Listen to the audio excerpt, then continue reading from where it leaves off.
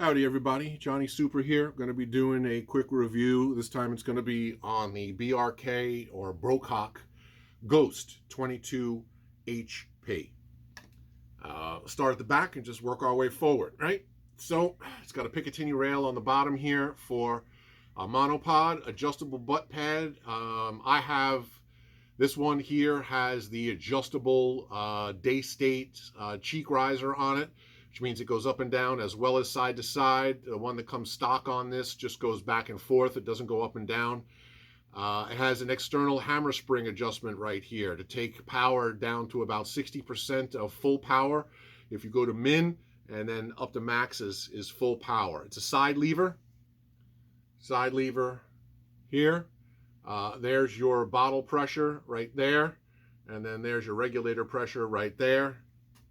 It has a fully shrouded, carbon wrapped Lothar Walther barrel that has a 1/2 UNF end for a moderator. I have reviewed this one with the 0 dB moderator on there, and it actually adds about 20 feet a second worth of velocity and tightens the groups up a little bit. That's one of the things that I'll get into a little bit. It's an aluminum frame from top to bottom. Nice feature is that it has a dovetail going across the entire top of the receiver. So the cheek rest is actually mounted onto the dovetail, which allows your side to side, your front and back lateral movement. The nice thing about it is that this Picatinny rail right here is actually mounted on the dovetail rail, and with these 4 bolts, you loosen these up and you can slide the entire assembly forward and back. So once you get the scope all centered up and the Picatinny there, kind of looks good and centered, you don't have to move it from notch to notch to notch to get your eye relief correct. You can just actually move the entire rail back and forth. Another really classy thing that they did on this is that this Picatinny rail has got 20 MOA worth of droop built into it. So if you are looking at distance, which is what I wanted to review this particular rifle at, was at some really good distances, you have the ability to not run out of elevation because you've got 20 MOA worth of droop built into the Picatinny. That's a real classy move right there. Magazines are CNC machined, all metal machined. They've got rare earth magnets to keep the little plate that you load closed. And then on the bottom, you'll see it's got 2 more rare earth magnet magazines. The concept is that you could put one magazine in one side, one magazine in the other side, and then as you shoot one magazine dry, you push the other magazine over, it scoots the one that's empty out of the way. It now gets into the way of the bolt, and you just close the bolt, and you can continue on shooting. So if you're out in the field, you can carry 22 rounds on board, ready to go. All you have to do is, after that 11th shot on the first one, is just push the full one over. The empty one gets scooted out of the way. They stay together because they've got those rare earth magnets on the bottom, and your 12th shot is almost instantaneous. As long as it takes you to push over that one magazine, you start shooting again. It's got a 480cc bottle on it. Has a AR style grip on here with one of those little compartments on the bottom of it. Completely aluminum frame, all monoframe. This is not a gun that the action comes out of the stock. Okay, it's all integrated into the gun. So it's not one of those ones where you've got a stock screw and a stock screw. You undo them and then the entire action comes out of the stock. It's not. This is all integrated. Reliable from a mechanical standpoint, absolutely. Side lever is flawless, nice and smooth. Positive cocking. It has Picatinny rail on both sides of the barrel here on top for like a flashlight or a laser. Obviously, it has one on the bottom for the bipod. 2-stage adjustable trigger, adjustable for first stage length of pull, first stage weight, and first stage length, and second stage or sear break. And they're all accessible through the stock here. You don't have to take the gun out or you can just get in right through the trigger group right here. It has a Foster fill on the bottom, which again is a big plus in my book. The Foster fill is right here. It's got a little plastic cap on it, so you just pop that like that, and then you put the Foster female right in there. But because this is as recessed as it is, you are going to need, they provide one, you are going to need you're going to need to put one of their longer female Foster connectors onto the end of your fill hose. What I ended up doing was, because I don't like changing something that's not broken, so what I did was I took mine and I put mine on a connector. So I take my existing female, put that on there, and then you can see that this knurled area here is much longer than your standard connectors. And that allows you to get up in there, get a good positive engagement on it, lock it in place. But then more importantly, when you want to go take it off, you're not trying to get your fingernails up into there to get it out. This actually allows you to do it. But because all my other guns run on the standard fill whip that I've been using for years, I just did something like this for this review gun here.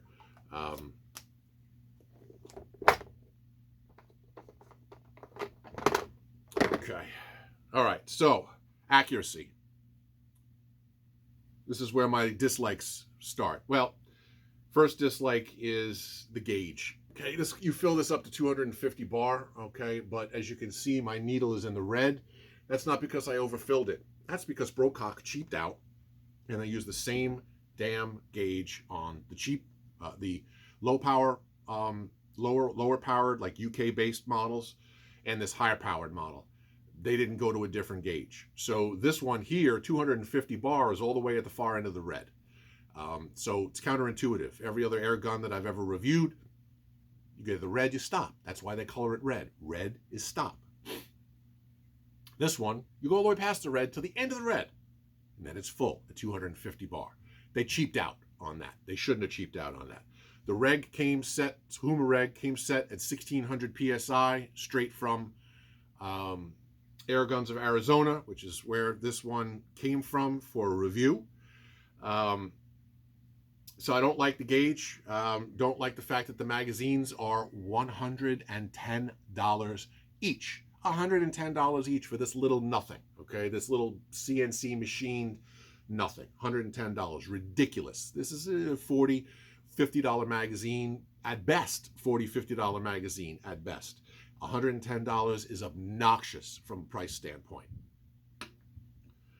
So what am I doing power-wise? This thing is about 60 foot-pounds of energy, the one that I have here as it came from Air Guns of Arizona. It doesn't do the 65 foot-pounds of energy that it's supposed to. It does 60 foot-pounds of energy. Okay, I can deal with that. I'm getting 33 full-power shots at 60 foot-pounds of energy with this. And that's taken a 900, that's taken a 25.39 grain JSB Monster redesign and slinging it down range with the 0 dB moderator on here at about 1,000 feet a second. Without the moderator on there, it's closer to 980, 985. It's about 1,005 with the 0 dB moderator on there. And the 0 dB moderator does help with accuracy. And that's where the gun starts to fall way short of my expectations. I mean, let's face it, this thing is in the same category as FX Maverick and FX Impact and all those boutique guns. Uragan, Vulcan 3, Raw. Okay, they're all in that same category, boutique category. Okay, and as such, you'd expect at 50, 75, 100 yards. Okay, sub MOA groups. Not getting them. Okay, now. It's freezing right now. I have shot this gun extensively at 50, 75, and 100 yards, and the groups were lackluster, okay? But for the review here, I have some indoor groups, 25 yards, okay? So the monsters, they look like that. That's 11 shots, okay? The redesigned monsters, they're about 11 shots. That's what they look like there. And that's what this thing's set up on a bag, my butt in a chair. indoors, no wind, ideal conditions. Okay, 11 shots. Okay, not bad. Okay, but from a boutique, this should be 1.5 pellets wide, and it's not. Okay, it's considerably bigger than that. Now you start to go out to 50 yards, okay, and this group size is going to be twice as big as it is here. You go out to 100 yards, it's going to be 4 times as big as it is here. So the accuracy is just not where you'd expect it to be with a boutique like this, boutique gun like this. Would a raw be a better option if you want to go out to 100 yards based on the model that I got for review right here? You betcha it is. I'm not impressed.